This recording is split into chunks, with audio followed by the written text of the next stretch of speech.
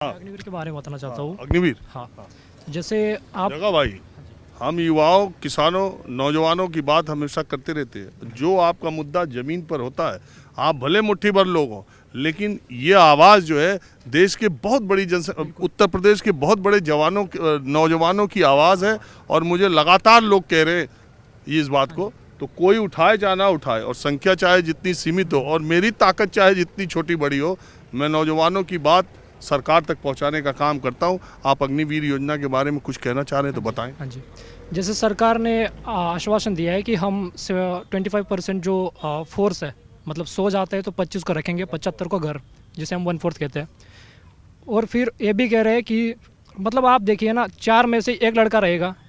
मेरे को बता दो, 4 आर्मी मैन खड़े कर दो आप, 4 आर इक्वली कैपेबल।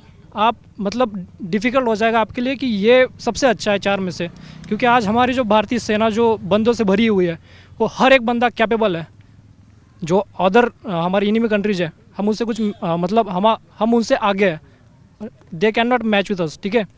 तो वो आपके लिए बहुत डिफ़िकल्ट होगा। आप किस टेस्ट के बेसिस पे 4 में से एक बंदा ले रहे हो, वो भी आपने अभी डिस्क्लोज़ नहीं किया है, ठीक है। तो पारदर्शिकता नहीं है जो अग्निवीर स्कीम आप लाए हो। और अभी अभी जैसे एम एन नरवानी की एक बुक के बारे में चल रहा है न्यूज़ में, द 4 स्टार ऑफ डेस्टिनी करके कुछ नेम है। उसमें एम एन नरवानी जी डिस्क्लोज़ किया है कि पहले मतलब उन्होंने ही प्रपोजल दिया था ये अग्निवीर का। ये पहले ये स्कीम सिर्फ भारतीय सेना के लिए लागू करना चाहते थे, बट फिर मिनिस्ट्री ऑफ डिफेंस ने इन्होंने तीनों सेना के लिए अप्लाई कर दिया। नेवी और एयरफोर्स के लिए आउट ऑफ द ब्लू था। मतलब उन्होंने एक्सपेक्ट भी नहीं किया था कि इस टाइप का वर्कफोर्स 4 साल के लिए हमारी सेना में आएगा। क्योंकि क्या होता है ना, आर्मी में होता है आप ग्राउंड ड्यूटी, एक मस्कुलर फोर्स चाहिए, ठीक है, तो आप उतना ट्रेन कर भी लोगे। बट नेवी में और एयरफोर्स में आपको टेक्निकल बंदे चाहिए, क्योंकि एवरीथिंग इज अच्छा, पहले टेक्निकल। आप अपना नाम बताएं। मैं मयूर पाटिल, कहाँ से हैं? मैं महाराष्ट्र से हूँ। अब यहाँ जी, मैं यहाँ जॉब करता हूँ, सॉफ्टवेयर इंजीनियर है। बट मेरा एक ओपिनियन था तो मैं बताना चाहता हूँ। अच्छा, आप यहाँ जॉब कर रहे हैं? हाँ, मैं नोएडा में एक सॉफ्टवेयर इंजीनियर के तौर पे। यहाँ तो सिपाहियों का एज रिलैक्सेशन बट ये मेरे ही भाई लोग हैं ना, इनके साथ मैं नहीं खड़ा होऊंगा तो कौन खड़ा होगा। हमें एक दूसरे के साथ खड़ा होना चाहिए ना, तभी तो हमारी आवाज़ आगे तक बढ़ेगी। अब आप सोच लीजिए, यहाँ कुछ युवा आए थे 50-100 की संख्या में, बातचीत करते करते अब एक दर्जन बचे हैं। और इनकी आवाज़ पहुँचे तो पहुँचे कहाँ पहुँचे और कैसे पहुँचे, आप खुद ही तय कर लीजिए। माहौल क्या है के जरिए तो मैं कोशिश करता हूँ पहुँचाने की। तो मयूर पाटिल, आप जो बात कह रहे थे, एम एन नरवनी की किताब, जो थल सेना अध्यक्ष की, वो किताब ने खुलासा ये किया है कि अग्निवीर योजना का जो प्रपोजल था या जो बेसिक आइडिया था वो उन्हीं का था। और हालांकि जब ये योजना लागू की गई और जब तीनों सेनाओं के बड़े अधिकारियों ने इस योजना का खुलासा किया, तब उन्होंने कहा कि ये कोई नई बात नहीं है, इस पे 90s से इससे चर्चा चलती चली आ रही थी। और उन्होंने कहा कि बहुत पुरानी बात है और इसको अब हम लागू करने जा रहे हैं।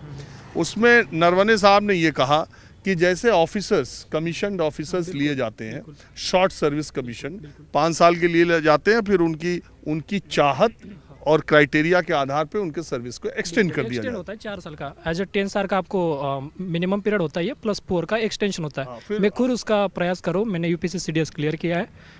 ऑफिसर की एंट्री के लिए मैं इंटरव्यू वगैरह देता हूँ। सीडीएस आप क्वालिफाई कर चुके हैं? सीडीएस क्वालिफाई किया है।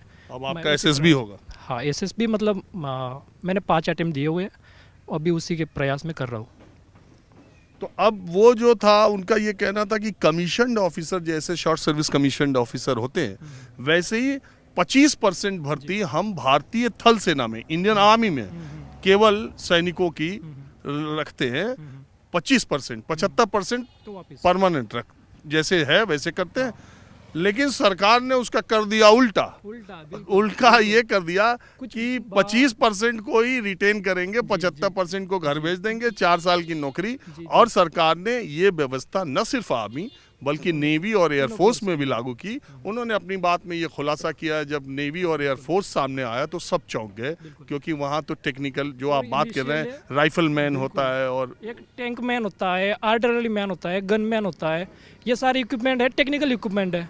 आपको जैसे मैंने कुछ ओपिनियन भी देखा है, कुछ जो रिटायर पर्सनल है, आर्मी पर्सनल, वो कहते हैं कि एक सोल्जर को ट्रेन होने में 8 से 9 साल लगते हैं। तब जाके एक अच्छा सोल्जर बनता है। 6 साल में कैसे सोल्जर बन जाएगा? और आप 4 साल के लिए उसको सर्विस दे रहे हो, वो सोचेगा नहीं कि मेरे को बस 4 साल ही रहना, मैं क्यों गोली झेलूँ? सोचेगा ना, अपने माता पिता अपने परिवार का भी सोचेगा। आप उसको परमानेंट सर्विस देते हो तो साला वो गोली लेने के लिए छाती आगे कर देगा कि नहीं, इसके बाद पेंशन मिलेगी तो मेरे परिवार इस पे मतलब आगे गुजारा कर पाएगा। बट अभी ना उसको पेंशन है, तो ये कहीं ना कहीं सोचेगा ना, अग्निवीर कहीं ना कहीं सोचेगा। और 4 साल बाद क्या आप उसको उतना स्किल कर पा रहे हो? लेकिन सरकार के लिए हम उनको इतना स्किल कर देंगे कि वो दूसरी जगह उनको दूसरे पैरामिलिट्री फोर्सेस में, गवर्नमेंट के पुलिस फोर्सेस में उनको रिजर्वेशन देंगे, उनका एकोमोडेशन होगा, उनको प्रायोरिटी मिलेगी, उनको रिजर्वेशन मिलेगा, लोग उनको रखना चाहेंगे।